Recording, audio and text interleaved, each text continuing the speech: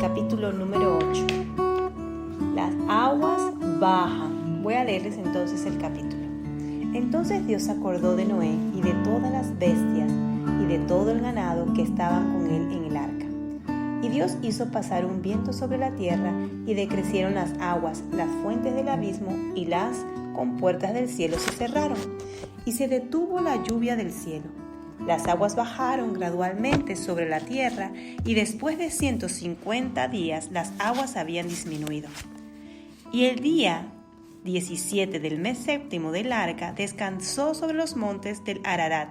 Las aguas fueron decreciendo lentamente hasta el mes décimo, y el día primero del mes décimo se vieron las cimas de los montes. Después de 40 días, Noé abrió la ventana del arca abrió la ventana del arca que él había hecho y envió un cuervo que estuvo yendo y viniendo hasta ver que se secaran las aguas sobre la tierra. Después envió una paloma para ver si las aguas habían disminuido sobre la superficie de la tierra. Pero la paloma no encontró lugar donde posarse, de modo que volvió al arca porque las aguas estaban sobre la superficie de toda la tierra. Entonces Noé extendió la mano, la tomó y la metió consigo en el arca. Esperó algunos otros 7 días y volvió a enviar la paloma desde el arca. Hacia el atardecer, la paloma regresó a él, trayendo en su pico una hoja de olivo recién arrancada. Entonces Noé comprendió que las aguas habían disminuido sobre la tierra. Esperó aún otros 7 días y envió de nuevo la paloma, pero ya no volvió más a él. Noé sale del arca. Y aconteció que en el año 601 de Noé, en el mes primero, el día primero del mes, se secaron las aguas sobre la tierra. Entonces Noé quitó la cubierta del arca y vio que la superficie de la tierra estaba seca. En el mes segundo, el día 27 del mes, la tierra estaba seca. Entonces dijo Dios a Noé: sal del arca tú, contigo tu mujer, tus hijos y las mujeres de tus hijos. Saca contigo todo el ser viviente y toda carne que está contigo, aves, ganado y todo reptil que se arrastra sobre la tierra, para que se reproduzcan en abundancia sobre la tierra y sean fecundos y se multipliquen sobre la tierra. Salió pues Noé, con él sus hijos y sus mujeres, y las mujeres de sus hijos y su mujer y la mujer de sus hijos. También salieron del arca todas las bestias, todos los reptiles, todas las aves y todo lo que se mueve sobre la tierra, cada uno según su especie.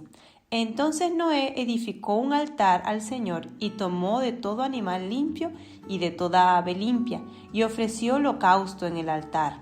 El Señor percibió aroma agradable y dijo el Señor para sí: nunca más volveré a maldecir la tierra por causa del hombre, porque la intención del corazón del hombre es mala desde su juventud. Nunca más volveré a destruir todo ser viviente como lo he hecho. Mientras que la tierra permanezca, el frío, la siembra y la siega, el frío y el calor, el verano y el invierno, el día y la noche, nunca cesarán. Muy bien. Mientras que yo estaba leyendo este capítulo, le decía: Señor, ¿de qué hablo? Veo ciertas cosas, pero no veo todo. Muéstrame qué quieres que vea en este capítulo. Y iba de camino con mi esposo y el Señor me mostraba algo muy interesante, que es lo que les quiero narrar aquí. Dice: en nuestro podcast anterior leímos el relato de cómo Dios, teniendo en cuenta que la maldad de los humanos había traspasado todos los límites imaginables y los hombres se encontraban sujetos en un proceso de autodestrucción que afectaba la supervivencia de la raza y sus descendientes, decidió destruir aquella generación.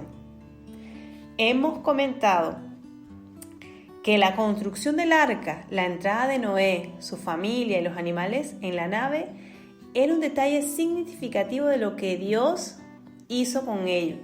Entró Noé y él cerró la puerta y fue allí que comenzó el diluvio.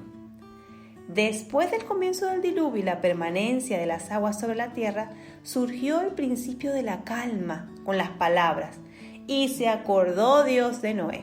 esta es una declaración significativa y tierna. El se acordó en el sentido bíblico no es recordar como que, traje a la memoria. No es como que Dios estaba bien ocupado y que de repente se le había olvidado que tenía a Noé en remojo y dijo, ¡ay, Noé! No. Más bien, este texto significa misericordia, es decir, un cuidado amoroso de Dios sobre alguien e intervenir a su favor. Esto nos recuerda que Dios no se olvidó de Noé, sino que, fiel a sus propósitos, intervino nuevamente. Como consecuencia de ello, se nos dice que Dios hizo pasar un viento sobre la tierra y decrecieron las aguas. Esto no se pudo realizar tan rápidamente de una noche a la mañana. La crecida y la inundación había durado 150 días y debieron transcurrir 261 días hasta el comienzo de la calma total. El lenguaje utilizado aquí evidentemente nos aclara que el diluvio fue una inundación de toda la tierra. Como lo mencionamos anteriormente, fue una inmersión total.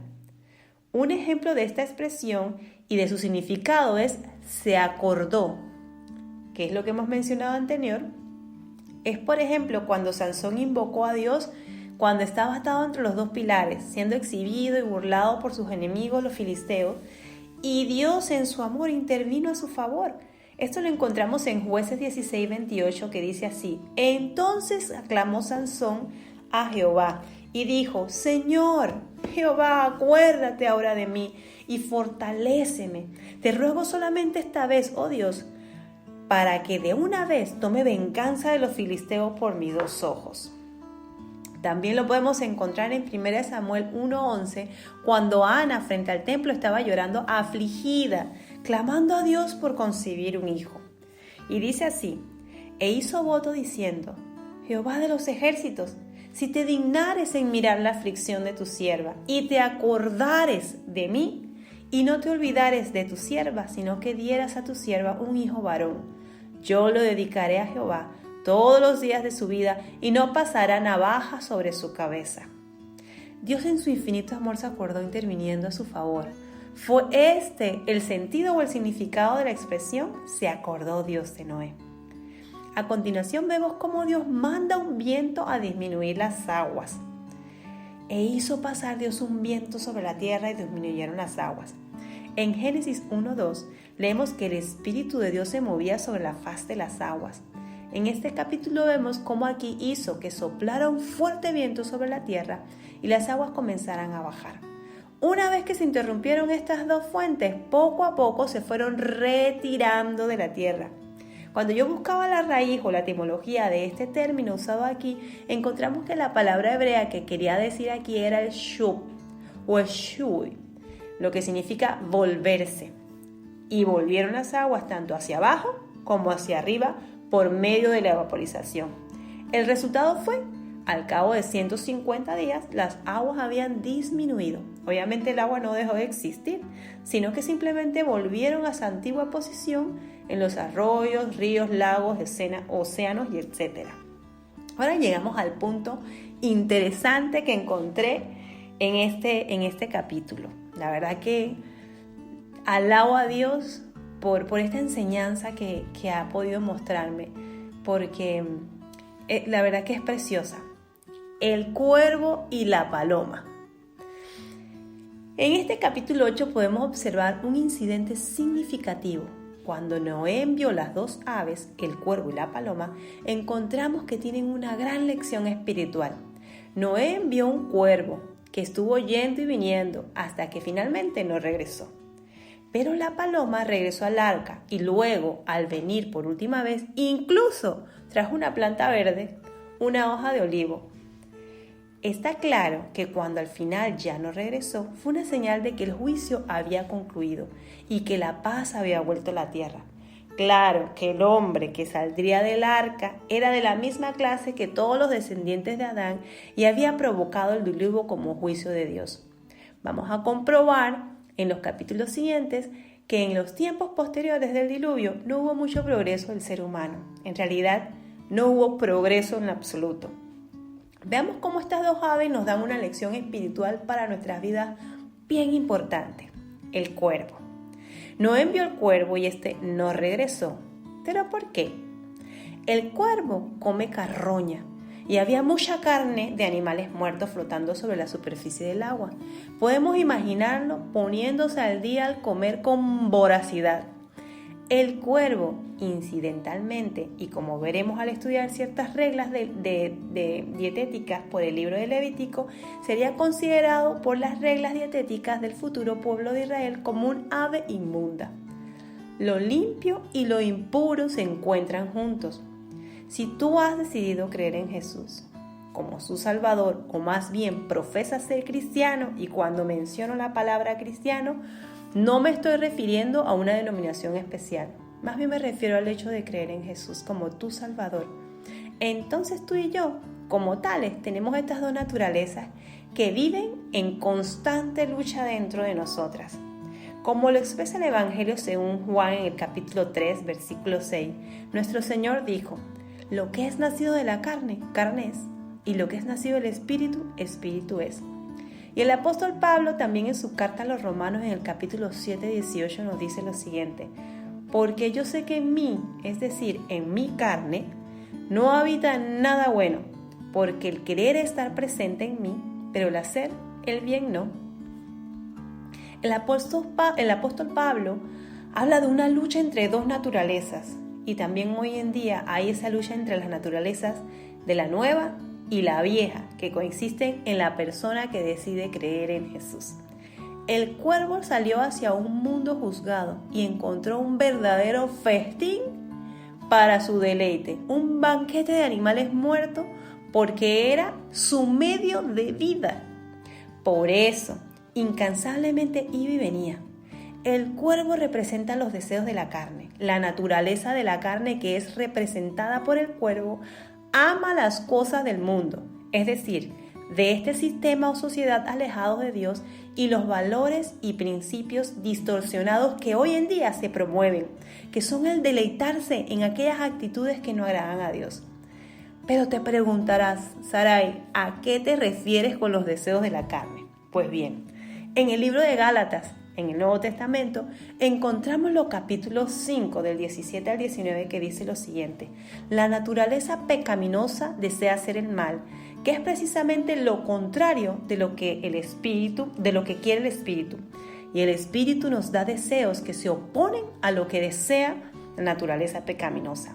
Cuando ustedes siguen los deseos de la naturaleza pecaminosa, los resultados son más que claros. Inmoralidad sexual. Está de más decirle cuáles son las inmoralidades sexuales. Impureza, pasiones sensuales, idolatría. Chicas, Dios es un Dios celoso.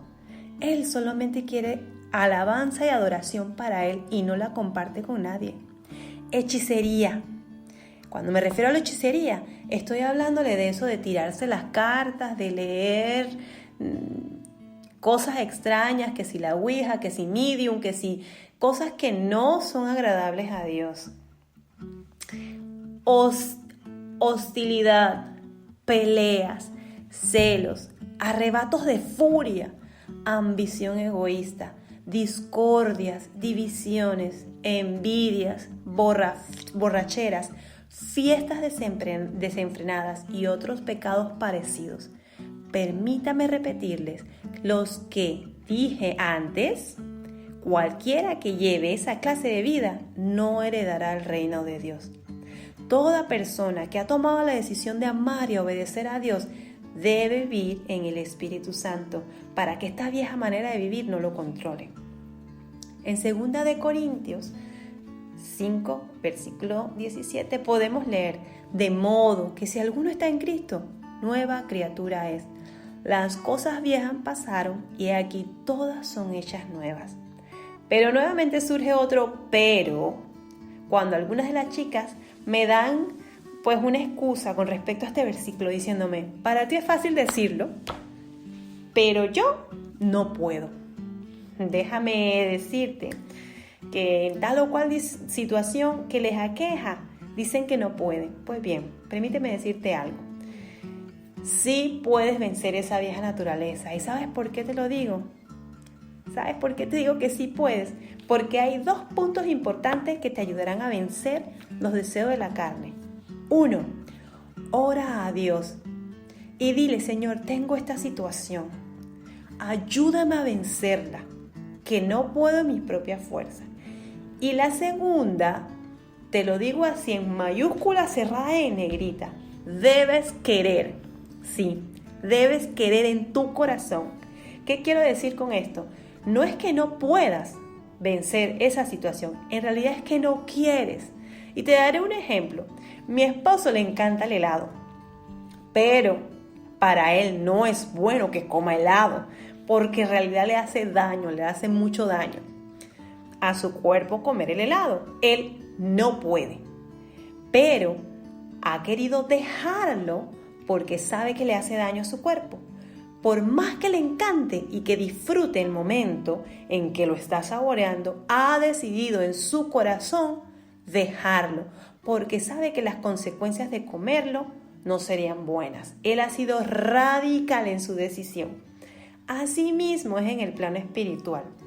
Bien, vamos a seguir con estas 2 líneas espirituales que están representadas en este capítulo. Ahora vamos con la paloma.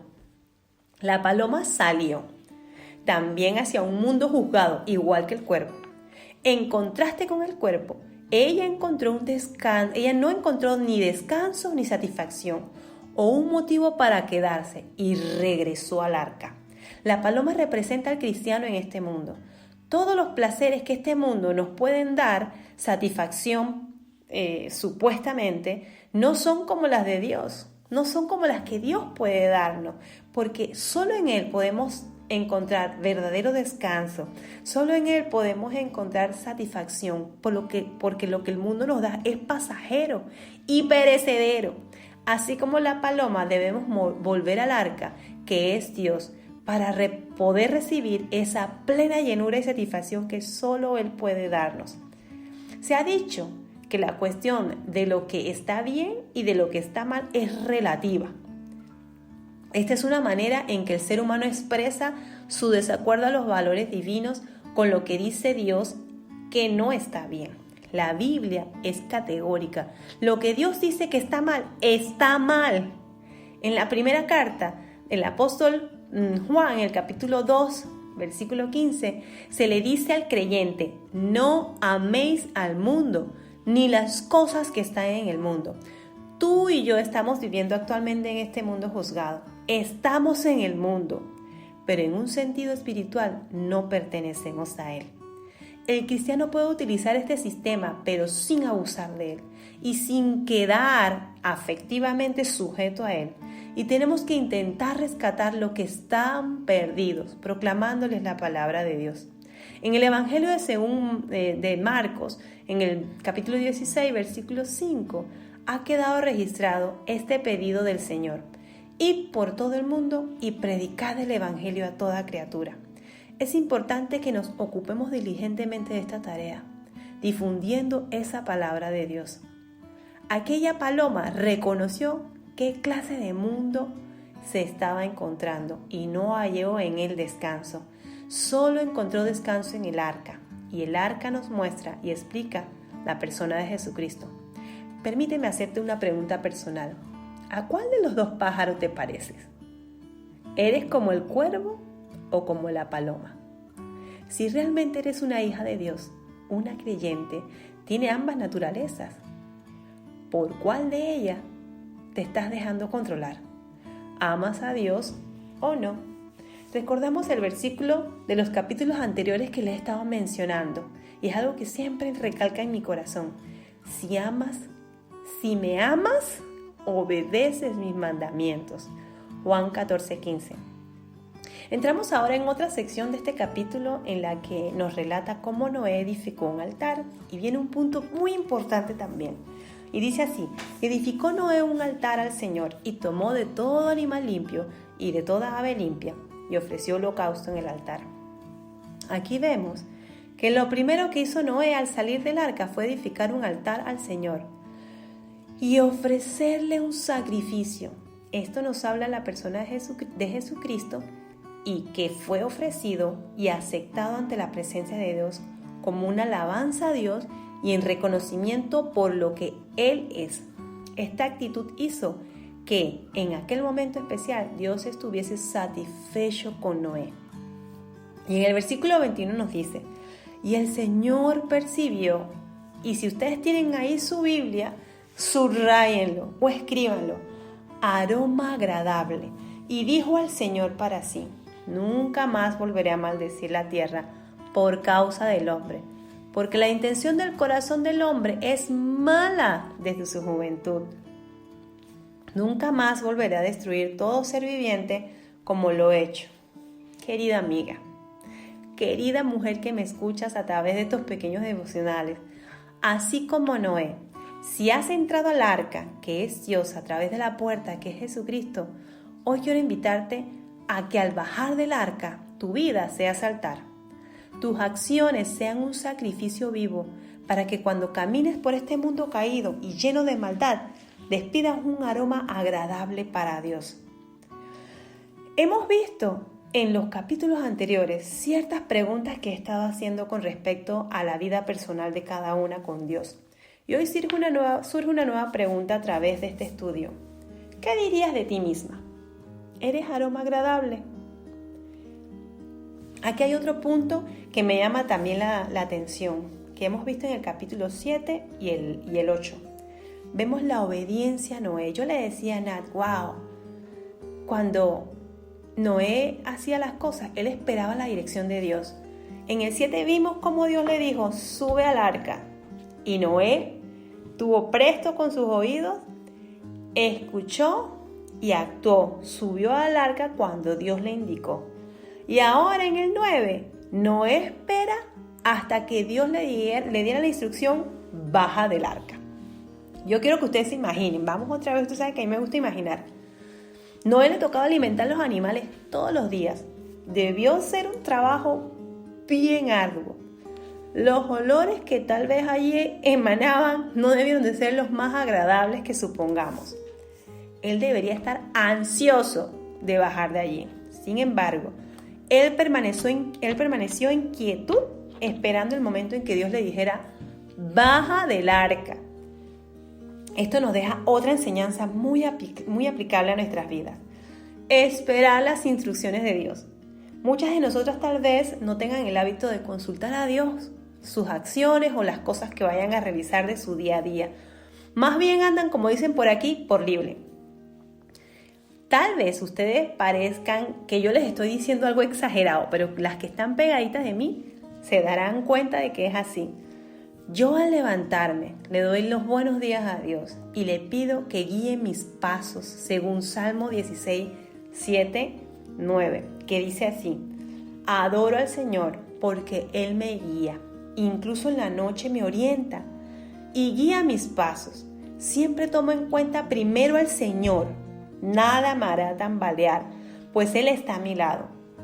Por eso mi corazón y mi alma estarán llenos de alegría y hasta mi cuerpo vivirá seguro por siempre.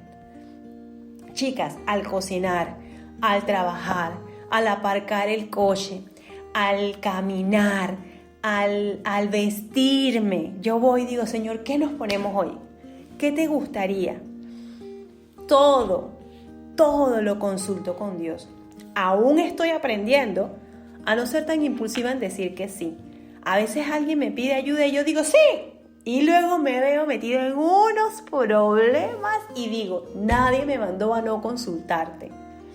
Entonces, tú debes de hacer lo mismo. ¿Saben por qué lo hago? Cuando yo busco la dirección de Dios en todo lo que hago, decimos, o estamos más bien diciendo, Dios, guía mis pasos, porque quiero agradarte en todo lo que hago. Muchas veces me encuentro con chicas que tienen situaciones muy difíciles y culpan a Dios de las consecuencias de lo que están viviendo. Pero cuando las escucho quejarse o decir la frase clave, ¿por qué Dios me hace esto? ¿Por qué Dios permite que esto me pase a mí si yo soy tan buena? Es allí donde de una vez surge mi pregunta clave. Pero muchacha, ¿tú le consultaste a Dios antes de tomar esa decisión? ¿Tú le preguntaste si podías bajar del arca o simplemente te bajaste? Si Noé se hubiera bajado antes de tiempo de esa arca, seguramente los animales al bajar no hubiesen encontrado alimento para sobrevivir. Y todo lo que habían pasado dentro del arca durante ese año, enteros allí metidos, se hubiera destrozado en un santiamén. Todo por haber tomado una decisión sin consultar o esperar el baja del arca.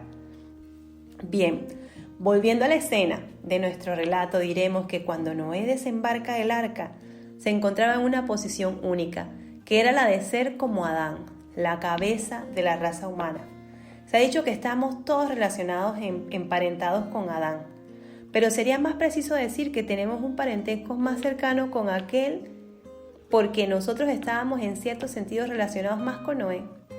Él es nuestro padre y es como nuestro antepasado. Leamos para terminar nuestro capítulo de hoy las últimas palabras de este capítulo 8 del versículo 22. Mientras la tierra permanezca, la siembra y la siega, el frío y el calor, el verano y el invierno, el día y la noche nunca cesarán. Con Noé fue un nuevo comienzo. Sería deseable que al meditar en esta solemne declaración y al observar la gracia de Dios, permitiendo al hombre cultivar la tierra, obteniendo fruto para poder vivir, la llegada de las estaciones con sus cambios climáticos y la sucesión incesante de los días y de la noche, podemos percibir el amor de Dios y su fidelidad, y que Él está tratando de decirnos algo, porque a pesar de que nosotros seguimos con nuestra maldad, la agresividad y el egoísmo, destruyendo la belleza y la armonía de la creación de Dios, Él continúa invitándonos, chicas, todos los días, a ti y a mí, a iniciar una relación personal. Él quiere ser tu Salvador.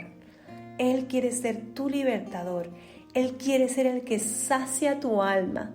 Él quiere darte abundante paz. Para meditar, quiero que te quedes en mente con las siguientes preguntas que ya hemos estado haciendo. ¿Dónde estás tú con Dios? ¿Eres un cuervo o una paloma? ¿Cómo te ves reflejada? ¿Estás esperando el baja del arca o vas andando por el camino sin guía alguna? Y por último, al caminar, ¿eres aroma agradable a Dios? Oremos. Amado Dios, quiero darte gracias por esta enseñanza, Padre, que nos has dado. Permítenos, Señor, ser agradables, Señor, un aroma agradable a ti. Permítenos, Padre, escuchar tu voz y esperar que tú nos digas baja del arca. Ayúdanos, Señor, a que tú guíes nuestros pasos. En tu nombre yo te lo pido. Amén.